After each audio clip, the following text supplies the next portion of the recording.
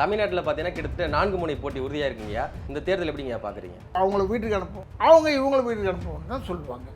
இது யூஸ்வலாக போயிடுச்சுங்க. அதனால தான் நான் பார்த்தேன், best ways to get out of this politics. என்னை பற்றி ஒருத்தர் சொல்லியிருக்காரு, அப்போ ரொம்ப கஷ்டத்தில் இருந்தார் ராதாரவி கஷ்டத்தில் இருந்தார். நீ எதுக்கு வருத்தப்படுற? உனக்கு என்ன பிரச்சனை இருக்கு? நான் கஷ்டப்படுறத சொன்னால் தான் இந்த யூடியூப்பில் போட்டால் அது ஒரு வியாபாரமாகும். சரி, நம்ம ஊரில் வந்து ஜேர்னலிசம் இஸ் டிஃப்ரெண்ட். என்ன எச் ராஜான்னு அவர் மயங்கி விழுந்தாருன்னு சொல்கிறாங்க ஸ்டேஜில். இவரை தூக்கிட்டு போகிறது ஒரு முஸ்லீம். மனிதாபிமானம் எல்லாருமே இருக்குங்க. ஈவன் வேற யாராவது விழுந்திருந்தா ராஜான்னு தூக்கிட்டு போயிருப்பார். உங்களுடைய பையன் வந்து நாம் தமிழ் கட்சியில் அடைகிற மாதிரி பேச்சுவார்த்தை என் பையன் சொல்லிகிட்டு இருந்தான், நான் வந்து அண்ணனை பார்க்க போகிறேன், நான் எந்த தடையும் போட மாட்டேன். இப்போ நீங்கள் அதிமுகலேருந்து வெளியில் வந்தது காரணம் வந்து நிறைய வந்து கெட்ட வார்த்தைகள் பயன்படுத்தினால தான் நீக்கினாங்க. வார்த்தை தெரியாத சொல்லி ஏதாவது ஒரு இடத்துல 2 இடத்துல சொல்லியிருக்கலாங்க. பை மிஸ்டேக்கெல்லாம் வந்திருக்காது. யோசனை பண்ணி தான் சொல்லியிருப்பேன். ஃபஸ்ட்டு என்னை கேள்வி கேட்டாங்க, அம்மா செத்துட்டாங்களே, இப்போ என்ன சொல்கிறேன்? அதிமுக தொண்டர்களுக்கு சொல்லிக் கொள்கிறேன், ஒற்றுமையாக இருந்தால் நிச்சயமாக நான் வெற்றி பெறலாம் சொல்லிட்டு தான் வந்தேன். நடிகர்கள் வந்து அரசியல் வருது நீங்கள் எப்படிங்க பார்க்குறீங்க? வந்தால் எவ்வளோ சிரமம் இருக்குது இதில். இந்த சிரமத்தில் நம்ம ஃபேஸ் பண்ணணும், அதெல்லாம் தெரிஞ்சுக்கணும். அப்போ அடைஞ்ச இடத்துல நம்ம குறைஞ்சது ஒரு பாதி அளவு நம்ம அடைஞ்சிருக்கோன்ற மாதிரி நினச்சிருக்கீங்களா? இல்லைங்க இல்லைன்னா இவ்வளோ தூரம் நீங்கள் தேடி வர மாட்டீங்க. இந்த வீராணம் திட்டம் கலைஞர் போட்டு திடீர்னு கார் ஓட்டிட்டு நான் போகிறேன், டே லெஃப்டில் போடா, அந்த வீராணம் பைப்புக்காக பல்ல விட்டுருக்காங்களா, அங்கே போடா, இங்கே வண்டி விட்டோம், இவர் இறங்கி போய் இவருக்கு தேவையில்லாத வேலை நேராக கலைஞர் விட்டு கொடுறாரு. அப்போ இவர் மேலே போய் இந்த வீராணம் திட்டம் நல்லா இல்லையா வேணையா அப்படிதான் சொன்னார். விஜய் அவரோடய சேர்ந்து வந்து பார்த்தீங்கன்னா பல்வேறு படங்கள் நடிச்சிருக்கீங்க. ஜனநாயகன் படம் வந்து ஜனவரி 9 வெளியாக வேண்டிய படம். மதுரை மீட்டர் சுந்தரபாண்டியன் வந்து இப்படிதான் பிரச்சனை பண்ணாங்க. உலகம் சுற்றுவாரி படத்துக்கு இதை விட பிரச்சனை பண்ணாங்க. அவர் அதெல்லாம் ஓவர் கம் பண்ணி ரிலீஸ் பண்ணியிருக்காரு. ஜனநாயகன் வந்து நல்லா ஓடணுன்றது என்னுடைய ஆசையும். என்ன தான் இருக்குது அந்த படத்தில். ஆனால் ஒரு வார்த்தை கூட விஜய் வாய் திறந்து பேச மாட்டார். அவர் சாதாரணமாக பேசணும். நான் வந்து சர்க்கார் நடிச்சுக்கிட்டு இருக்கும்போது ரவினா ஒரு சின்ன கொஸ்டின் கேட்குறேன், சொல்லு பார்க்க கேளு பார்க்க. அந்த ஷூட்டிங் கேஸ் நடந்ததில் 67 ஆமாம், ஜனவரி 12 ஆக்சிடென்ட். அந்த நடக்கும்போது உங்களுக்கு தெரிஞ்சிருக்கும்ல. ஆமாம், அந்த டைமில் உங்கள் வீட்டில் என்ன மூடில் இருந்தது? இந்த மாதிரி ஒரு ப்ரில்லியண்ட்டான கொஸ்டின் அவன் கேட்டானே என்ன.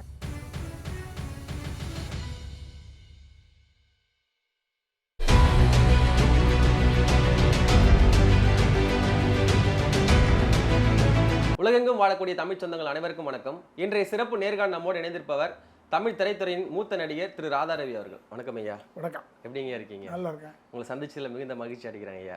தமிழ்நாட்டில் பார்த்தீங்கன்னா கிட்டத்தட்ட 4 முனை போட்டி உறுதியாக இருக்குங்கய்யா. திமுக தலைமையில் ஒரு அணி வந்து கூட்டணி அதிகரிச்சிட்டு இருக்காங்க. அதிமுக தலைமையில் ஒரு வலுவான கூட்டணி அமைச்சிட்டு இருக்காங்க. அதே மாதிரி நாம் தமிழ் கட்சியின் தலைமை ஒருங்கிணைப்பாளர் சீமான் அவர்கள் தனித்து களமாடிட்டு வழக்கம் போல விஜய் அவர்கள் ஒரு பக்கம் வந்து கூட்டணியெல்லாம் அடிச்சிட்டு இருக்காங்க. இந்த தேர்தல் எப்படிங்க பார்க்குறீங்க? தேர்தல் பொதுவாகவே தேர்தல் முடிவுகள் முந்தியெல்லாம் கேட்பாங்க. சரி, நீங்கள் என்ன, நான் வந்து ஒரு கட்சி சார்பாக இருக்கும் போது கூட கேட்பாங்க. ஓகே, தேர்தல் முடிவுகள் யாராலையுமே சொல்ல முடியாதுங்க. யாருக்கு சாதகமாகவும் பாதகமாகவும். எம்ஜிஆர் வந்து புரட்சித் தலைவர் வந்து 2 வருஷத்தில் தன்னுடைய ஆட்சியை கலைச்சிட்டு திருப்பி வச்சார். எலெக்ஷனு அதிகமான சீட்டில் ஜெயிக்கிறார். இது அவரே கணிச்சிருக்க மாட்டார். அதனால் கணிப்புன்றது ரொம்ப கஷ்டம். 400 ஓட்டில் தான் ஜெயிச்சார், 300 ஓட்டில் தான் ஜெயிச்சாங்கன்றது டிஎம்கே பற்றி சொல்கிறாங்க. எது எப்படி தான் ஜெயிச்சாச்சோ இல்லையா, ஒரு ஓட்டில் ஜெயிச்சா கூட ஜெயிச்சது தான் உண்மைதான். நாங்கள் உடனே அவங்கள வீட்டுக்கு அனுப்புவோம், அவங்க இவங்கள வீட்டுக்கு அனுப்புவோம் தான் சொல்லுவாங்க. இது யூஸ்வலாக போயிடுச்சுங்க. அதனால தான் நான் பார்த்தேன், best ways to get out of this பாலிடிக்ஸ்ன்னு சொல்லிட்டு. ஏன்னா எனக்கு நல்ல நடிப்பு, எனக்கு இப்போ உடம்பு சரியில்லாமல் நான் ஒரு 2 வருஷம் இருந்தேன். இப்போ வந்து நிறைய படம் பண்ணுறேன். இப்போ ராம்தேவன் ஒரு டைரக்டர் பண்ணுறாரு, அந்த படத்தில் இப்போ தேனியில் பண்ணிட்டு தான் வந்தேன். ஸோ பாரதி மோகன் ஒரு டைரக்டர் இருக்கார், அவர் ஒரு படம் பண்ணுறாரு, அதுலேயும் பண்ணுறேன். So I am happy. எனக்கு யார் நம்மளை வீட்டில் கேட்கறதுக்கு கொள்றதுக்கு ஏன் படம் நடிச்சுட்டு இருந்தீங்களே, முடிவு நீங்கள் தான் எடுப்பீங்க. முடிவு நம்ம தான். நடிக்கிறோம் நடிக்கலைன்றதே நம்ம தான் எடுக்க முடியும். சூதுகவு மட்டும்தான். அது வந்து ஒரு நண்பர் சொன்னதுனால நடிச்சுட்டேன். ஒரு நாள்லாம் ஒர்க் பண்ண மாட்டேன் அவ்வளோவா. ஆனால் சூதுகவில் அந்த ஒரு நாள் ஒர்க் வாஸ் பெரிய அளவில் பேசப்பட்டது. அப்புறம் தான் நான் கொஞ்சம் ஸ்டடி ஆகிட்டேன். ஒரு நாளாக இருந்தால் கூட செய்யலாம், ஆனால் பேசப்படுற அளவுக்கு இருக்கான்னு பார்க்கணும். அந்த கதாபாத்திரம் இருக்கா, நல்ல கதாபாத்திரம் இருக்கா. அதனால தான் அந்த நலன்கிட்ட கூட அந்த டைரக்டர்கிட்ட ஃபோன் பண்ணி இப்போ பேசினேன். என்னங்க நீங்கள் வாய்ப்பு கேட்குறீங்க, எல்லார்ட்டையும் கேட்குறாங்க. வாய்ப்பு இல்லை, நான் நடிக்கிறது தான் வாய்ப்பு கேட்குறேன். யாரும் உங்கள் வீட்டில் கை மாற்றோ இல்லை உங்கள் வீட்டில் இருக்கிறன்றதுக்கெல்லாம் நான் வாய்ப்பு கேட்கல. I am happy, I am okay. இப்போ என்னை பற்றி ஒருத்தர் சொல்லியிருக்காரு, அப்போ ரொம்ப கஷ்டத்தில் இருந்தார் ராதாரவி. ராதாரவி கஷ்டத்தில் இருந்தார், நீ எதுக்கு வருத்தப்படுற? நான் தானே கஷ்டத்தில் இருந்தேன். உனக்கு என்ன பிரச்சனை? உனக்கு என்ன பிரச்சனை இருக்குது? உன் குடும்பத்துக்கு என் குடும்பத்துக்கு என்ன இருக்குது? நான் கஷ்டப்படுறேன், நான் அதுலேருந்து வெளியே வரேன், அதெல்லாம் வேறு. நான் என்ன சொல்கிறேன்னா, நான் கஷ்டப்படுறத சொன்னால் தான் இந்த யூடியூப்பில் போட்டால் அது ஒரு வியாபாரமாகுது. ராதாரவிக்கு கஷ்டமாக யாராவது தீக்க போகிறாங்களா? அப்படி கிடையாது. அதனால் சரி, நம்ம ஊரில் வந்து ஜேர்னலிசம் இஸ் டிஃப்ரெண்ட். நீங்கள் வெளிநாட்டிலாம் போனீங்கன்னா ஜேர்னலிசம் இஸ் டிஃப்ரெண்ட். அவங்க வெளிநாட்டிலலாம் எப்படின்னா ஜேர்னலிசம் வந்து ஐ எம் ஜேர்னலிஸ்ட்டுன்னு சொன்னீங்கன்னா யூ வில் பி ரெஸ்பெக்டட். வந்து சிஐடி இருக்காங்க பாருங்க, போலீஸ்மேன்லாம் அந்த அளவுக்கு ரெஸ்பெக்ட் பண்ணுவாங்க. ஏன்னா அவங்க எழுதுனா கரெக்டாக ஆராய்ச்சி பண்ணி உண்மையை எழுதுவாங்க. இப்போ இந்த நியூஸ் பிக்ஸ்ன்னு ஒரு சேனல் வருது, அவங்க ரொம்ப ஒவ்வொருத்தரை பற்றி ஆராய்ச்சி பண்ணி எழுதுகிறாங்க. அந்த மாதிரி ஆராய்ச்சி பண்ணி எழுதுனா ஐ ஆம் ஃபார் இட். ஆராய்ச்சி பண்ணாமல் சும்மா நினச்சதை எழுதிக்கிட்டு இருந்தால் அது தப்பு. இப்போ இந்த நம்ம இவர் இருக்கார் இல்லை, நம்ம சாட்டை துரைமுருகன் இருக்கார். அவர்கிட்ட எனக்கு என்ன பிடிச்சதுன்னா, சீமான் மாதிரியே பேசுகிறாருன்றது வேறு, ஆக்ஷன்லேருந்து எல்லாமே அப்படி தான் இருக்குது, அது வேறு. ஆனால் உண்மையை உறக்க பேசுகிறார், அது எனக்கு ரொம்ப பிடிச்சது சாட்டை துரைமுருகன்கிட்ட. எனக்கு எல்லாருமே அதுக்கு தான் ஒவ்வொரு ஆஸ்பெக்ட். இப்போ நல்லது இருந்தால் எடுத்துக்கிட்டு அவங்களுக்கே சொல்லுவேன், இது நல்லா இருக்குப்பா, நீ பேசியிருக்க பிரமாதமாக இருக்குப்பான்னு சொல்லுவேன். இப்போ சீமானுக்கே ஃபோன் பண்ணி சொல்லியிருக்கேனே, ஃபோனில் சொன்னேன், வெரி குட், ரொம்ப நல்லா பேசுகிறீங்க. ஒரு கருத்து கேட்கலான்னு நினச்சோம்னா அப்படியே சொல்கிறாரு, அது கருத்தை பிரித்து இப்போ அப்படி நம்ம யோசித்தோம்னா சிலவற்றில் உண்மை இருக்கிறது கண்டிப்பாக. ஆனால் அவர் என்னென்னா, அவர் எடுத்துக்கிட்ட டாபிக் தப்பான டாப்பிக்காக என்னன்னு எனக்கு தெரியாது, எனக்கு அந்தளவுக்கு தெரியாது. இந்த ஊரில் பொறுத்தளவில் 60 வருஷமாக திராவிடம் தான் ஆட்சி கிடைத்தது. கண்டிப்பாக ஏதோ ஒரு திராவிடம், அண்ணா திராவிடமோ இல்லைன்னா திராவிட முன்னேற்ற கழகம், ஏதோ இதை ஒழிப்போன்னு சொன்னால் தான் நம்ம வளர முடியும். ஒரு விஷயத்தை எதிர்த்தா தானே நீ பெரிய ஆளுன்னு நினைப்பாங்க. எதுக்காமல் அவங்களோடய சேர்ந்துக்கிட்டு இருந்தோம்னா அப்புறமா எப்படி நினைப்பாங்க. அதனால் சிலர் எதிர்த்து பேசுகிறாங்க. அப்படி எதிர்த்து பேசும்போதுங்க நிறைய பேர் மேலே தவறாக வந்து குண்டர் சட்டெல்லாம் போடப்படுறாங்க, அவங்களுடைய பேச்சு சுதந்திரத்தை முடக்கிற வகையில். அதெல்லாம் வந்து சார், பேச்சு சுதந்திரத்தை மட்டும் இந்த 5 வருஷத்துலலாம் முடக்கிட முடியாது. நமக்கு இருக்கிற period by God's given period வந்து நமக்கு வந்து 5 வருஷம் தான். இதில் நம்ம என்ன பண்ணாலும் சரிங்க, பேச்சு சுதந்திரத்தை நம்ம கண்ட்ரோல் பண்ண முடியாது, கண்ட்ரோல் பண்ணவும் கூடாது. அதுக்காக லிமிட்டேஷனை மீறி பேசினா அப்புறம் இப்போ குடும்பத்தை பற்றிலாம் பேச ஆரம்பிக்கிறேன் ஈஸியாக. கண்டிப்பாக குடும்பத்தை பற்றி பேசினா தான் வியூவர்ஸ் அதிகமாகுதா என்னன்னு தெரியல, அதுக்காகவா பேசுகிறாங்களான்னு தெரியல. இவங்க கொடுக்குற கேப்ஷன் அப்படி இருக்குது. நான் பல தடவை சொல்லிட்டேன். மன்சூர் அலிகான் கூட ஒரு இடத்துல சொல்லியிருக்காரு, ஒரு 4-5 யூடியூப்பை தவிர மீதியெல்லாம் வரக்கூடாதுங்க உள்ளன்னு சொல்லி ஏதோ சொன்னாருன்னு சொன்னாங்க. உண்மையிலே சொல்கிறேன், அவுட் ஆஃப் ஃப்ரஸ்ட்ரேஷன், கரெக்டு தான். எனக்கு இஷ்டத்துக்கு போடுறாங்க, எதாவது ஒன்று கேட்குறோம்ல. இப்போ நீங்கள் வந்து என்கிட்ட கேள்வி கேட்குறீங்க, பதில் சொல்கிறேன், இந்த பதிலில் தான் நீங்கள் போட முடியும். அதை விட்டுட்டு இதை டெவலப் பண்ணி, அதாவது அண்ணன் ஹெச் ராஜா அண்ணன் அவர் பிஜேபியில் இருக்கார், அவர் முஸ்லீம் பற்றி ஏதோ பேசுகிறாரு, காங்கிரஸுக்கு எதிர்த்து பேசுகிறாரு. ஏன்னா is a BJP man, you can not expect him. அவர் நமக்காக பேசுவார். அவர் மயங்கி விழுந்தாருன்னு சொல்கிறாங்க ஸ்டேஜில். மயங்கி விழுந்தோன்னு காங்கிரஸ் லேடி அந்த லக்ஷ்மி மாதம் முதல்ல ஓடி போய் கீழே ஓடி போய் மேலே ஓடி போய் இந்த காஃபியோ தண்ணி ஏதோ எடுத்துகிட்டு போகிறாங்க. இவரை தூக்கிட்டு போகிறது ஒரு முஸ்லீம். இதெல்லாம் எப்படி பாருங்கள், இவர் இவ்வளோ திட்டினார். மனிதாபிமானம் எல்லாருமே இருக்குங்க. ஈவன் வேறு யாராவது விழுந்திருந்தா ராஜாண்ணன் தூக்கிட்டு போயிருப்பார் இல்லையா? இது எப்பயுமே நடக்கிற விஷயம் தான். இதை போய் ஒரு பெரிய இஷ்யூ ஆக்கிக்கிட்டு அப்படி இருக்கக்கூடாது. இப்போ நம்ம சீமானை எடுத்துக்கங்க, கரெக்டாக பேசுவார், நூல் பிடிச்ச மாதிரி பேசுவார், அதுலேருந்து ஒரு நிமிஷம் கூட தவற முடியாது. ஆனால் அவரே இந்த குழந்தையை சுமந்து கொண்டு போனதுன்னு சொல்லிட்டு அந்த பொம்பளை பேரை மாற்றிட்டாங்க ம். இல்லையா ஒரு தடவை. Every man makes mistakes year. இப்போ நம்ம முதல்வரை சொன்னாங்க பேப்பரை பார்த்துட்டு படிக்கிறாரு அதுலேயே தப்பு பண்ணுறாருன்னு. அது முதல்ல இருக்கும், அப்புறமா இப்போ எவ்வளோ தயாராகிட்டாரா, இப்போ நல்லா தான் பேசுகிறாரு. அவரோட பார்த்தீங்கன்னா உதயநிதி ஸ்டாலின் பிரமாதமாக பேசுகிறார். கொஞ்சம் டெவலப் ஆயிட்டாங்கன்னு சொல்றீங்க. டெவலப் ஆகிட்டார். உதயநிதி வந்து இஸ் நவ் ரெடி, அந்த மாதிரி ஆகிட்டார். அது நம்ம பாராட்டி தானே ஆகணும். நல்லா இருக்கிறத பாராட்டி தானே ஆகணும். நல்லா இல்லை உருப்படாமல் இருக்கிறதுனா ஒத்துக்க மாட்டோம். நீங்களே ஒரு மேடையில் பேசும்போது சீமானுடைய கேட்குற கேள்விக்கு வந்து எவன்ட்டையுமே பதில் கிடையாது அப்படின்ற மாதிரி ஒரு சேனலில் பேசுகிறீங்க. உண்மையிலேங்க அவர் எதிர்க்கே தான் சொன்னது. ஏன்னா இவர் கேட்குற கேள்விக்கு யாருக்காவது பதில் இருக்கான்னு கேட்டேன். யாராலையும் பதில் சொல்லுங்க. இப்போ ஆட்சியாளர்கள் இப்போ ஏதாச்சும் தவறு செய்கிறாங்கன்னு சொல்ல வரீங்களா ஐயா? இல்லைங்க, அவர் வந்து ஆட்சியாளருங்க தவறு சார். யார் ஆட்சியில் இருந்தாலும் எங்கேயாவது ஒரு இடத்துல ஓரத்தில் நடக்கும் சார். கடவுளே நான் ஆட்சி நடத்தினா கூட அவருக்கு தெரியாமல் வேறு எங்கேயோ ஒரு ஓரத்தில் ஒரு தப்பு நடக்கும். அதை பற்றிலாம் நம்ம வந்து பெருசு நான் பூதம் நான் எனக்கு தேவையில்லை ஏதாச்சும் அது. பட் அரசியலில் இருப்பவர்களுக்கு தேவை. ஏன்னா அப்படி பேசினா தான் அவங்களுடைய வளர்ச்சி இருக்குது. உங்களுடைய பையன் வந்து நாம் தமிழ் கட்சியில் இணைகிற மாதிரி பேச்சுவார்த்தைலாம் வந்து அவன் வந்து ஒய்எம்சியில் அவருடைய ஃப்ரெண்டு.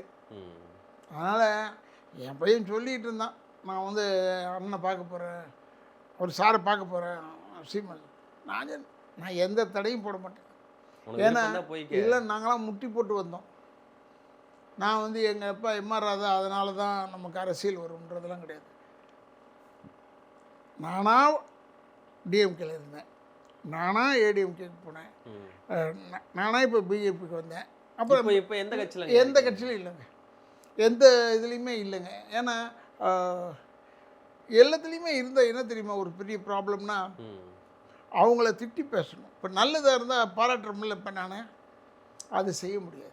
இப்போ நீங்கள் அதிமுகலேருந்து வெளியில் வந்தது காரணம் வந்து அங்கே வந்து ஜெயலலிதா நீங்கள் திட்டினீங்க, நிறைய வந்து கெட்ட வார்த்தைகள் பயன்படுத்தினால தான் நீக்கினாங்க அப்படின்னு. அப்படிலாம் அது எவனாவது சொல்லியிருப்பான், வார்த்தை தெரியாதவன் சொல்லியிருப்பான். கெட்ட வார்த்தையை போய் மேடையில் போய் பேச முடியுமா? முடியாது. ஏதாவது ஒரு இடத்துல 2 இடத்துல சொல்லியிருக்கலாங்க. அது பை மிஸ்டேக்கெல்லாம் வந்திருக்காது, யோசனை பண்ணி தான் சொல்லியிருப்பேன்.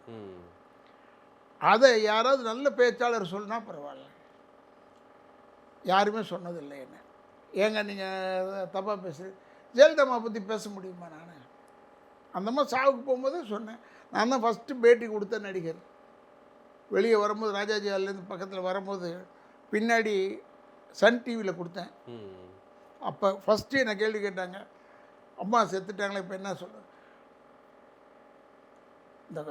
இந்த அதிமுக தொண்டர்களுக்கு சொல்லிக் கொள்கிறேன், ஒற்றுமையாக இருந்தால் நிச்சயமாக நாம் வெற்றி பெறலாம், ஒற்றுமை இல்லைன்னா கஷ்டம் சொல்லிட்டு தான் வந்தேன். அதுக்கப்புறம் அவங்க என்னை கூப்பிட்றதில்லை, யூஸ் பண்ணுறதில்லை, நானும் கம்முன்னு விட்டுட்டேன். இப்போ பிஜேபியில் இருந்தேன்னா கோபத்தில் போனேன் அப்படின்லாம் கிடையாது. சில விஷயத்தை பிடிச்சிருக்கோம் அதுக்காக போயிருப்பேன். பட் அங்கே என்னென்னா மேடையில் சொல்லும் போது சகோதரர் தியாகராஜன் இருக்கார்ல, கராதி தியாகராஜன், அவர் வந்து எனக்கு அப்புறமா தான் வந்து சேர்ந்தார். திருவான்மையூரில் சேரும் போது என்னை கூப்பிட்டுருந்தார். ஏன்னா எனக்கு குடும்ப நண்பர் அவர். அப்போ சொன்னேன், என்னை துருப்பிடிக்க வச்சுற மாதிரி அவரையும் துருப்பிடிக்க வச்சிடாதீங்கன்னு சொன்னேன். அவர் இப்போ துருப்பிடிக்க வச்சுட்டாங்களா என்னன்னு எனக்கு தெரியாது. ஏன்னா இப்போ நாங்கள் அவ்வளோவா டச்சில் இல்லை. பட் இப்போ நாங்கள் எல்லாமே 2 பேரும் சேர்ந்து தான் போகிறோம் டு மலேசியா. பெரிய ஆச்சரியம் என்னென்னா லைஃப் டைம் அச்சீவர் அவார்டு எனக்கு மலேசியாவில் கொடுக்குறாங்க. என் நண்பர் மோகன் வந்து, அண்ணன் நான் அப்படி ஒரு ஃபங்க்ஷன் வைக்கிறேன், நீங்கள் தயவுசெய்து டேட் கொடுத்து வாங்கன்னு சொன்னார். வெல் நீங்கள் எப்போ சொல்கிறீங்களோ சொல்லுங்கன்னு சொன்னேன். நான் ஃப்ரீயாக இருக்கும் போது கொடுத்துட்றேன். கரெக்டாக அவர் டேட் வச்சார், 10th வச்சார், அப்புறம் 11th வச்சுக்கிட்டாரு. சாதனையாளர் விருதுன்னு கொடுக்குறாங்க. அங்கே சாதனையாளர்னா அது தெரியுதே அவங்களுக்கு. நான் நடித்தது பூரா தமிழ் படம், இங்கே தெரியலையான்றது எனக்கு தெரியல. இப்போ 52 ஆண்டுகள் வந்து சினிமாத்தில் நடிச்சிருக்கீங்க. ஒட்டுமொத்த தமிழ் சினிமா மட்டும் இல்லாமல் ஆங்கிலம், தெலுங்கு, மலையாளம், கன்னடம்ன்ற மாதிரி பல்வேறு படங்கள் நடிச்சிருக்கீங்க. நடிகர்கள் வந்து அரசியலுக்கு வரது நீங்கள் எப்படிங்க பார்க்குறீங்க? இல்லை, நடிகர்கள் வந்து அரசியலையும் தெரிஞ்சு கொள்ள வேண்டும். வந்தால் எவ்வளோ சிரமம் இருக்குது இதில், இந்த சிரமத்தில் நம்ம ஃபேஸ் பண்ணணும், எப்படி ஃபேஸ் பண்ண போகிறோம் அதெல்லாம் தெரிஞ்சுக்கணும் நடிகர்களுக்கு. ஏன்னா நடிகர்கள் வந்து ஒயிட் கலர் ஜாப் தான் வி ஆர் டூயிங். உலகமே அறியாதவர்கள் இவங்கன்றது சொல்லக்கூடாது. நாட்டையே ஆண்டிருக்கார் புரட்சி தலைவர். ஜெயலலிதா இருந்திருக்காங்க, என் கலைஞரே இருந்திருக்காரு, சினிமாவில் வந்தவர் தானே அவர். விஜயகாந்த் எதிர்கட்சி தலைவர் விஜயகாந்த் எதிர்கட்சி தலைவர் ஆனார். இன்றைக்கி அவரை பற்றி பேசுகிறோம். இதெல்லாம் எதுக்குன்னா சில ஃபெயிலியர்ஸ்கள். இப்போ பாக்யராஜ் சார் வந்து அவர் எப்பயுமே ஒரு லெத்தாஜிக் மேன். பாக்யராஜ் சார் தெரிஞ்சிருந்தால் யாரும் அப்படி பேச மாட்டாங்க. அவர் இஸ் லெத்தாஜிக் மேன். டிஆர் அதே மாதிரி. டிஆர் வந்து முன்கோக்கார நியாயமாக இருக்கிறவர், உண்மைக்கு மட்டுமே தான் இருப்பார். நடத்த முடியாது அவரை. அதாவது இப்போ சரத்குமார் சார் பண்ணல, நேரம் பிஜேபி போய் சேர்ந்துட்டாங்க, கட்சி கொண்டு போய் இணைச்சிட்டாங்க அதுலேயே. ஓ ரைட். ஃபுல் கட்சியாக போய் இணைஞ்சிட்டாரா இல்லை அவர் தனியாக போனாரா? இல்லை, கட்சியவே இணைச்சிட்டாங்க. அதுதான் இந்த கட்சி ஆரம்பித்தா இது இதெல்லாம் யோசிச்சிருக்கணும். நம்ம கடைசி நம்மளால் நீண்டு பயணிக்க முடியுமா? திமுக மாதிரியோ இல்லைன்னா அண்ணா திமுக மாதிரியோ நீண்டு பயணிக்க முடியுமா? தமிழக வெற்றி கழகம் கட்சி ஆரம்பித்து இன்னையோட 3வது வருஷம் வந்து துவங்கியிருக்காங்க. விஜயோடைய அரசியல் வருகை எப்படி இருக்குது? அவங்க கட்சியில் வந்து சில நல்லது இருக்குது, தீமைகள் இருக்குது. நிறைய இடங்களில் வந்து பொதுமக்கள் இடையூறு கொடுக்குறாங்க, கட்சி தொண்டர்கள் சொல்கிறாங்க. நிறைய இடங்களில் அவர் தான் மாற்றத்தை வந்து கொடுக்க போகிறார், 2026 அவர் தான் ஆட்சி அமைக்க போகிறாருன்னு அவங்க தொண்டர்கள்லாம் சொல்லிட்டு இருக்காங்க. எப்படிங்க நீங்கள் பார்க்குறீங்க? எனக்கு பார்க்குறதுக்கு ஒன்றும் இல்லை. இப்போ நம்ம கட்சிகளை வந்து தேர் ஆல் எக்ஸ்பீரியன்ஸ்டு கட்சிங்கன்னு சொல்கிறதுக்கு முன்னாடி இல்லை, முதல்ல அவங்க ஆரம்பித்த டேட்டில் பார்த்திங்கன்னா அந்த எக்ஸ்பீரியன்ஸ் இருக்கான்னு பாருங்கள். எவ்வளோ பெரிய பெரிய கட்சிகள்லாம் இருக்குது. காங்கிரஸ் கூட வெள்ளைக்காரனை எதிர்த்த காங்கிரஸ் அல்ல இவங்க. காங்கிரஸ் ஆட்சிக்கு வந்தது அது வந்து வெள்ளைக்காரங்களை எதிர்த்து அது பண்ண கட்சியான்றது வேறு. அதிலேருந்து நிறைய பேர் விலகிட்டார். சுபாஷ் சந்திர போஸ் எல்லாம் காங்கிரஸ் விட்டு வெளியே போயிட்டார். அப்புறம் பிளாக் ஃபார்வர்டுன்னு ஒரு அமைப்பு. ஆமாம், அவர் வேறு ஒன்று ஆரம்பிச்சாருங்க. ஃபார்வர்ட் பிளாக்னு அவர் ஒன்று ஆரம்பித்தார். இப்படி பிரிந்தது தான் இருக்குது. இந்த சரித்திரத்தில் எடுத்துக்கிட்டாலே அப்படி தான். நாங்களே சோலோவாக நாங்களே தான் பண்ணோம், நாங்களே தான் வந்தோன்னு யாரும் சொல்ல முடியாது. டிஎம்கே ஆகட்டும், ஏடிஎம்கே ஆகட்டும், யார் வேணாலும் ஆகட்டும், டிவிக்கேவும் அப்படி தான். இப்போ வந்து டிவிக்கே இப்போ ஆரம்பிச்சிருக்காங்க. அப்போ இப்போ ஆரம்பித்த கட்சி இவர் என்ன செய்வார் சொல்லவே எல்லாமே இப்போ ஆரம்பித்த கட்சி தான். இல்லை, நீங்கள் சொல்லியிருந்தீங்களே ஐயா, கட்சி ஆரம்பிக்கிறது முக்கியம் கிடையாது, கடைசி வரையும் அதை பயணிக்கிறோமா? ஆமாங்க, நம்ம அதை யோசிக்கணுங்க. விஜய் கடைசி வரையும் தாக்கு பிடிச்சி அவர் அவர்கிட்ட இருக்கிற விஷயத்தை நான் சொல்கிறேன், தாக்கு பிடிக்கணும்னு சொல்கிறேன். ஓகே, புரியுதா உங்களுக்கு? அவரை வந்து கையை பிடிச்சி இழுத்து நீங்கள் தாக்கு பிடிச்சா தான் கட்சி ஆரம்பிப்பீங்கன்னு சொல்லுங்கள். அப்படிலாம் எழுதிய பாண்டில் எழுதிய வாங்க முடியும்? அப்படி அல்ல. அவர் தாக்கு பிடிக்கணும், அவருக்கு தெரியணும் ஒரு கட்சி ஆரம்பிச்சிட்டோம்னா விளையாட்டு இல்லை. இதில் தோல்விகள் எவ்வளோ பார்த்துருக்காங்க, அமைதியாகி எவ்வளோ பேரை பார்த்துருக்கோம், வெற்றியாகி எவ்வளோ பேரை பார்த்துருக்கோம், நிரந்தரமாக இருக்கிறத எவ்வளோ பேரை பார்த்துருக்கோன்றது இருக்குல்ல. ஓகே, இப்போ இவ்வளோ பெரிய காங்கிரஸ் காங்கிரஸ் காங்கிரஸ் காங்கிரஸ் சொல்லிகிட்டு இருக்கிறோம். நான் காங்கிரஸுக்கு எதிர்த்து இதெல்லாம் கிடையாது. நான் இப்போ பெருந்தலைவர் காமராஜரையே கும்பிட்றவன், எதிர்த்து சொல்ல. என்ன சொல்கிறேன்னா, இப்போ காங்கிரஸ் என்ற பேரே அவ்வளோவா இல்லைங்க. காங்கிரஸ் வந்து இன்னொருத்தவங்க கூட்டணியில் இருக்கணுன்ற லெவலில் வந்துருச்சுல்ல. வேற பிஜேபியுடைய கூட்டணியில் யாராவது வந்தால் தான் உண்டு. பிஜேபி வந்து திருப்பி ஜெயிச்சு திருப்பி 2வது தடவை 3வது தடவை பிரதமராக வந்துட்டார். 3வது தடவை ஆகிட்டார். 3வது தடவை வந்துட்டார். இது ஒரு பெரிய எனக்கு ஒரு ஆச்சரியம். இந்தியாவுக்குள்ளே ஆனதே கிடையாது யாருமே. 3வது தடவையும் பிரதமர் ஆகிறார். நேரு ஆனாங்க, ஆனால் முதல் முறையாக வந்து ஜவஹர்லால் நேருடைய பீரியடு வேறுங்க. அப்போ யாருமே இல்லாமல் அனாதையாக இருந்த இந்தியா வெள்ளைக்காரங்கிட்ட காப்பாற்றுறதுக்காக நம்மக்கிட்ட யார் ஃபோர்ஸாக இருக்காங்களோ அவரை கொண்டு வந்தாங்க. பட் அப்போ கூட அவங்க எல்லோரும் தேர்ந்தெடுத்தது வந்து வல்லபாய் பட்டேலை தான். சர்தார் வல்லபாய் பட்டேலை தான் தேர்ந்தெடுத்தாங்க. அப்படியேற்பட்ட கட்சி இன்னைக்கு விழுந்தது காரணம் வாரிசு அரசியல் தான்ற மாதிரி பேசுகிறாங்களே காங்கிரஸ். அப்படி இல்லைங்க, அவர் பேசுகிற நேரம் சரியில்லை போல இருக்கு. நீங்கள் அதுக்காக பாவம் அவர் ராகுல் காந்தி மேலே பழிய சொல்லக்கூடாது. அவருக்கு இருக்கிற சுகத்தெல்லாம் விட்டுவிட்டு இங்கே வந்து நீங்கள் அவர் சுகத்தில் இருந்தார் சொன்னோன்னே எப்படி நீங்கள் அவர் சொல்லலாம்னு யாரும் சொல்ல முடியாது. அவர் இப்போ லீவில் தான் பீச்சு கீச்சுக்கு போயிடுறாரு, மால்டீவ்ஸ் போகிறாரு, அங்கே போகிறாரு, இங்கே to be happy free. Okay, அந்த மாதிரி ரைட் ராயலாக வளர்ந்தவர் அவர். அவர் வந்து ஆக்சுவலாக ராயல் ஃபேமிலி அவர். ம். கதைகள்லாம் குட்டி குட்டி கதைகள்லாம் சொல்கிறாங்களே, அவர் காலேஜில் படிக்கும்போது லண்டனில் 4 கேட்லேயும் கார் இருந்தது ஜவஹர்லால் நேருக்கு. ராஜாவுடைய பையனுக்கு ஒரே ஒரு கேட்டில் தான் கார் இருக்குது. அது ஏன்ப்பான்னு கேட்டதுக்கு, டேய் அவர் நம்மளை ஆள்றவர் தான், ஏன் வச்சுக்கன்னு சொன்னார் சொல்லுவாங்க. இதெல்லாம் குட்டி கதைகள்லாம் கேட்குறேன். அதனால் அந்த மாதிரி இருக்கும்போது அது அவர் அதெல்லாம் விட்டுட்டு இங்கே இருக்கிறது அவருக்கு சிரமம் தாங்க. ம். அவர் கல்யாணம் பண்ணிக்க மாட்டேன்னு சொல்லிவிட்டு இப்போ தாடியை வளர்க்குறது கொள்வது இதெல்லாம் வந்து அவருக்கு ரொம்ப சிரமமான நேரம். இப்போ கட்சி இழுத்துட்டு போகிறதுன்றது சாதாரணம் இல்லை. அந்த காலத்தை தான் ஞாபகம் வச்சுக்கிட்டு இந்த காலத்தில் செய்ய முடியாது. உண்மைதாங்க. இப்போ எங்கள் அப்பா பேசியிருக்கார், பல கருத்துக்களை சொல்லியிருக்காருன்னு இப்போ போடுறாங்க. ஏன் அப்போ போடல? இதே கருத்து தான் அப்பயும் சொல்லியிருக்காரு. ஏன் அப்போ போடல? அப்போ ஏன்னா அதுக்கு ஒரு தடை இருந்தது. இவரை பற்றி பேரை போட்டாலே ஒரு தடை வந்து அந்த மோதல் காரணமா சொல்றீங்க? மோதல் காரணம் இல்லை, பொதுவாகவே இவர் என்ன இருந்தாலும் திராவிட கழகம் இல்லை. அவர் திராவிட பெரியாரை அறிமுகப்படுத்தியது பேரறிஞர் அண்ணா, எங்கள் அப்பாவை.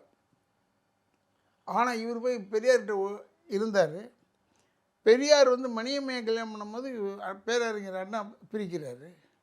பிரித்த உடனே இவர் எதுக்குறாரு. யார் ரொம்ப நல்ல நண்பரோ அவர் தான் அவருக்கு முதல் எதிரியாக வர்றார். இந்த அரசியல் சார். கலைஞர் வந்து எங்கள் ஐயா கம்பெனியில் நாடக கம்பெனியில் இருந்தவர் தான். நடிகர் தலைவர் சிவாஜி கணேசன் கூட இருந்தார். இது 1980 காலத்தில் உருவாக்குனீங்க அந்த கம்பெனியில் சொல்கிறீங்களா? இல்லை இல்லை இல்லை இல்லை, அதுக்கெல்லாம் முன்னாடி எங்கள் அப்பா உருவாக்கின கம்பெனியில் சொல்கிறேன். அதில் கலைஞர் அவர்கள் எழுதி கொடுத்ததோ தூக்குமேடை நாடகம். அது கூட அது ஏதோ ஒரு சேனலில் அந்த தூக்குமேடை நாடகத்தை கலைஞர் எழுதினார், அதில் நடிகர் தலைவர் சிவாஜி கணேசன் நடித்தார்னு போட்டாங்க. எம்ஆர் ராதா தான் நடித்தது. எம்ஆர் ராதாக்காக எழுதின நாடகம். எம்ஆர் ராதா அதனால தான் ஜெயிலுக்கு போனார். வில்லன்னாலே உண்மையிலே எல்லாருக்கும் ஞாபகம் வருது உண்மையிலே ஐயா எம்.ஆர். ராதா அவர்கள் தான். இல்லை எல்லாரும் அவங்களோட ஒப்பிடும்போது அவங்களோட யாராலையும் ஒப்பிட முடியாது. இருந்தாலும் ஒரு மகனா அப்பா அடைஞ்ச இடத்துல நம்ம குறைஞ்சது ஒரு பாதி அளவாச்சும் நம்ம அடைஞ்சிருக்கோன்ற மாதிரி நினைச்சிருக்கீங்களா? இல்லைங்க இல்லைன்னா இவ்வளோ தூரம் நீங்கள் தேடி வர மாட்டீங்களா? பாதி வரலைன்னா கூட தேடி வர மாட்டீங்களா? இல்லை, இன்றைக்கே நம்மளை வந்து தேடி தான் வர்ற அளவுக்கு வச்சுருக்கோமே ஒழிய யாரையும் தேடி நம்ம போகலான்றது ஒன்று இருக்குது. இன்னொன்று என்னென்னா அவருடைய அந்த காலகட்டங்கள் வேறுங்க. அவர் பேசின காலகட்டங்களே வேறு. பாகப்பிரிவினை, பாவ மன்னிப்பு படங்கள்லாம் பார்த்தீங்கன்னா பாலும் பழமெல்லாம் அவருடைய ரூலிங் இது வந்து டிஃப்ரெண்ட். அவர் பெருந்தலைவர் காமராஜரோட ஃப்ரெண்டு, தந்தை பெரியார் வழியில் நடந்தவர். பேரறிஞர் அண்ணா நல்ல நண்பர், கலைஞர் நல்ல நண்பர். புரியுதா உங்களுக்கு? அவர் வந்து நாங்கள் நான் அவருக்கு கார் ஓட்டும் போது அது 1967 உள்ளே போனார். 70 வெளியே வந்தார். 70 அந்த டைமில் வெளியே வரும்போது இந்த வீராணம் திட்டம் கலைஞர் போட்டிருந்தார். போட்டு அந்த திட்டத்துக்கு மண்ணெலாம் எடுத்துட்டாங்க. அங்கே காட்டுமன்னா கோயில் அது அல்ல. வீராணம் திட்டத்துக்கு பைப் வர்றது வந்து நாவலூர் வழியாக போகுது இந்த மாலைபுரம். திடீர்னு கார் ஓட்டிகிட்டு நான் போகிறேன். டே இதை லெஃப்டில் போடா, அது வீராணம் பைப்புக்காக பல்ல விட்டுருக்காங்களா, அங்கே போடா வண்டியை விட்றேன். அங்கே வண்டியை விட்டோம். இவர் இறங்கி போய் இவருக்கு தேவையில்லாத வேலை நேராக கலைஞர் வீட்டுக்கு விட்றான்னு சொன்னார். தலைவர் வீட்டுக்கு போனோம். அப்போ இவர் மேலே போய் என்ன சொன்னார்னா, இந்த வீராணம் திட்டம் நல்லா இல்லையா, வேணையா அப்படி தான் சொன்னார். ஏன் அப்படி பார்த்துக்கிட்டிங்கன்னா புரட்சி தலைவர் எங்கள் அப்பாவுக்கு நல்ல ஒன்று வாழ்வாள நடிச்சுட்டு உடம்பு சரியில்லாமல் படுத்திருக்கும் போது இங்கே தான் இந்த ஹாலில் தான் படுத்திருந்தார் எங்கள் அப்பா. புரட்சி தலைவர் 7 நாளும் கூடவே இருந்தார். ஏன்னா புரட்சி தலைவர் சொல்லித்தான் இவர் அந்த ஸ்டண்ட்டுக்கு ஒத்துக்கிட்டார். நான் நீங்கள் சண்டை போட ரொம்ப நாள் ஆச்சு நான் பார்த்து வாங்கினே. ஏன்னா எங்கள் அப்பாவுக்கு குதிரை ஏற்றம் எல்லாமே நல்லா தெரியும், அத்துப்படி அவருக்கு. உடனே அவர் என்ன செஞ்சாருன்னா சரின்னு சொல்லிட்டு நீங்கள் உங்களுக்கு தெரியாதுன்றதுக்காக சொல்கிறேன். முந்தியெல்லாம் காங்கிரஸ் ஊர்வலம் 64 நடக்கும்போது முதல்ல முன்னாடி குதிரையோடு வந்தது எங்கள் அப்பா தான் வந்து வருவார். பொன்மலையில் திராவிட கழக ஊர்வலத்தில் முதல்ல வர்றது எங்கள் அப்பா தான் வருவார். அப்போ குதிரை இவர் என்ன செஞ்சுருக்காருன்னா இந்த குதிரையில் வர்றது எல்லாம் ஏற்றப்படும் தெரிஞ்சவர் ஃபைட் பண்ணுறதுக்கு நல்ல ஒன்று வாழ்வானில் கூப்பிட்டாங்க. புரட்சி தலைவர் சொன்னார் டேங்க் ஃபைட். அது ஆக்சுவலாக அண்டர் வாட்டர் ஃபைட்டு எங்கள் மெஜஸ்டிக் ஸ்டுடியோவில் எடுக்கிறாங்கன்னு கேள்விப்பட்டேன். அதுக்கப்புறம் இவருக்கு இந்த ஈஸ்னோஃப்லி இருக்குது. அது என்ன ஆயிடுச்சுன்னா கை காலெல்லாம் வீங்கி போய் படுத்துட்டார். 7 நாள் எடுத்தாங்க அதை, படுத்திருந்தார். தன்னால் தானே வந்தார். இப்படி ஆயிடுச்சு இவருக்குன்னு புரட்சி தலைவர் 7 நாள் ஷூட்டிங் கேன்சல் பண்ணிட்டு வந்து உட்காந்துட்டார். மனசு உடஞ்சு போயிட்டாரு. மனசு உடஞ்சி போய் உட்காந்துட்டார். உட்காந்துக்கிட்டு அப்படியே பார்த்துக்கிட்டே இருந்தால் எங்கள் அப்பா தூங்குமார் அப்படி. ரத்ன சபாபதினா அப்போ ஒரே டாக்டர், இந்த ஜென்ரல் ஃபிசிஷியன் இப்போ சொல்கிறாங்க பாருங்கள், இவர் தனியாக ஆர்த்தோ, இவர் தனியாக கார்டியோலாம், அதெல்லாம் கிடையாது. ஒரே டாக்டர் தான். ரத்னவேல் சுப்ரமணியன்னு ஒருத்தர் இருந்தார். அவர் கச்சேரி ரோட்டில் கூட கிளினிக் வச்சுருந்தார். அப்புறம் அவர் வந்து புரட்சி தலைவருக்கும் பார்ப்பார், நடிகர் தலைவருக்கும் பார்ப்பார், எங்கள் அப்பாவுக்கும் பார்ப்பார், எல்லாருக்கும் பார்ப்பார். அவர் என்ன செஞ்சார்னா 7 நாள் கழித்து இவர் தெம்பாய் வரும்போது புரட்சி தலைவர் கேட்டார். கேட்கும்போது நாங்கள் எல்லாருமே இருந்தோம் எங்கள் குடும்பத்தில். அவர் கேட்டார், ஏன்னு நீங்கள் திருச்சி போய் ஒரு ஹெட் குவார்ட்டர்ஸாக வச்சுருக்கீங்க? உங்களுக்கு திருச்சி ஆக்சுவலாக எங்களுக்கு அவர் அங்கே ஹெட் குவார்ட்டர்ஸாக வச்சதுனால தான் நாங்கள் பிறந்த இடம் ஆயிடுச்சு, சொந்த இடம் ஆயிடுச்சு. இல்லைன்னா எங்கள் அம்மாவுக்கு வந்து சொந்த ஊர் வந்து விழுப்புரம் மாவட்டம், எங்கள் அப்பாவுக்கு வந்து மெட்ராஸ் தான். மெட்ராஸில் அவர் பிறந்ததுனால, சிந்தாரிப்பட்டில் பிறந்ததுனால மெட்ராஸ் ராஜகோபால், எம் வந்து ஸ்டாண்ட்ஸ் ஃபார் மெட்ராஸ். அப்போ எங்கள் பிரகாரம் வந்து ஊர் பேர் வைப்பாங்க. அப்போ இவர் என்ன செஞ்சாருன்னா, திருச்சிக்கு ஏன்னு எடுத்துகிட்டு போனீங்கன்னு கேட்டார். இல்லை நான் சந்திரா, நீ கணக்கு பண்ணிப்பார், மொத்த தமிழ்நாட்டுக்குமே 200 மைலுக்குள்ளேயே எல்லா இடமும் இருக்கிற ஒரே இடம் திருச்சி தான். மத்தினா திருச்சி தான் சொன்னார். இதையே புரட்சி தலைவர் சொன்னாரா இல்லையா? அப்புறம் அவர் ஆட்சியில் வந்த உடனே, ஏன்னா கட்சிக்காரர் நிறைய மாநாடு நடத்தினா கூட திருச்சியில் தான் நடத்துவாங்க. அப்போ திருச்சி மாற்றணும்னு சொன்னார். அவருடைய லைஃப்பில் நடந்தது. அவர் முதலமைச்சரானோன்னு நடந்தது. இது எல்லோரும் எதிர்ப்பு சொன்னாங்க. அதுக்கு எதிர்ப்பு சொன்னதுனால தேவையில்லைன்னு விட்டார். அப்போ தான் மெட்ராஸே வச்சுக்குவோம், கண்டினியூ பண்ணுவோன்னு. ஏன்னா இங்கே ஹார்பர் இருக்குது, ஏர்போர்ட் இருக்குன்னு. ஏர்போர்ட்டில் எங்கே வேணாலும் கட்டிக்கலாம், தட் இஸ் டிஃப்ரெண்ட். நான் ஒன்று எங்கள் அப்பா சொன்னதுனால தான் இதெல்லாம் செஞ்சார் புரட்சி தலைவர்னு சொல்ல முடியுமா? அப்படி கிடையாது. Ideas were given. உள்ளே ஸ்டாக் பண்ணி வச்சுக்கிறதுல தான் இருக்குது பெருமை. புரியுது உங்களுக்கு? அதனால் புரட்சி தலைவர் அது அவருக்கு நேரம் வரும்போது சொல்லலாம்னு நினச்சிருப்பார். நேரம் வந்து சொல்லியிருக்காரு. இப்போ விஜய் அவரோடய சேர்ந்து வந்து பார்த்தீங்கன்னா நாளைய தீர்ப்பில் அவருக்கு அப்பாவும் நடிச்சிருக்கீங்க, ஃப்ரெண்ட்ஸ் படத்தில் நடிச்சிருக்கீங்க, சர்க்கார் படத்தில் நடிச்சிருக்கீங்க, இது போன்ற பல்வேறு படங்கள் நடிச்சிருக்கீங்க. ஜனநாயகன் படம் வந்து ஜனவரி 9 வெளியாக வேண்டிய படம், தணிக்கை குழு சான்றிதழ் வழங்காத காரணத்தினால இது வரைக்கும் அந்த படம் வெளியாகலை. எப்போ வருன்ற மாதிரி ரசிகர்கள் மத்தியில் ஒரு பார்வை எழுந்து கொண்டிருக்குது.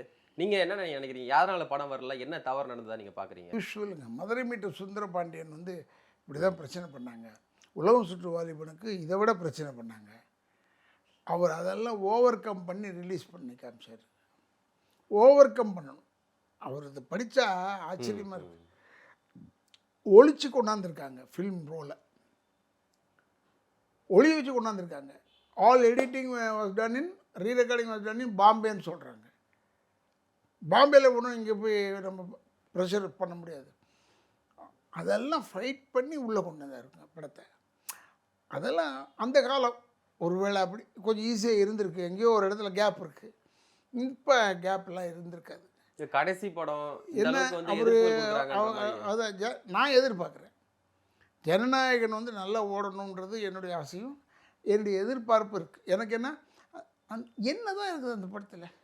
இப்போ பாஜக தான் நெருக்கடி கொடுத்ததை முடக்கி வச்சிருக்காங்கன்ற மாதிரி. அதெல்லாம் எனக்கு தெரியாதுங்க, எனக்கு உண்மையிலே தெரியாதுன்னு சொல்லுவேன். பிஜேபி இப்போ இதை முடக்கினா அவருக்கு வளர்ச்சி தானே வெளியே, வீழ்ச்சி கிடையாது.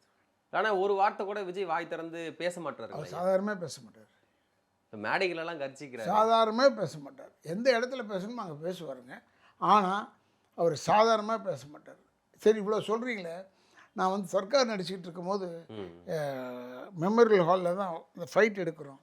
ஃபைட் எடுக்கும்போது அவர் விஜயமா என்னை கூப்பிட்டாரு. நான் சின்ன பிள்ளைலேருந்து பார்த்ததுனால எனக்கு ஓகே, அவர் நல்ல பழக்கம் தெரியும்.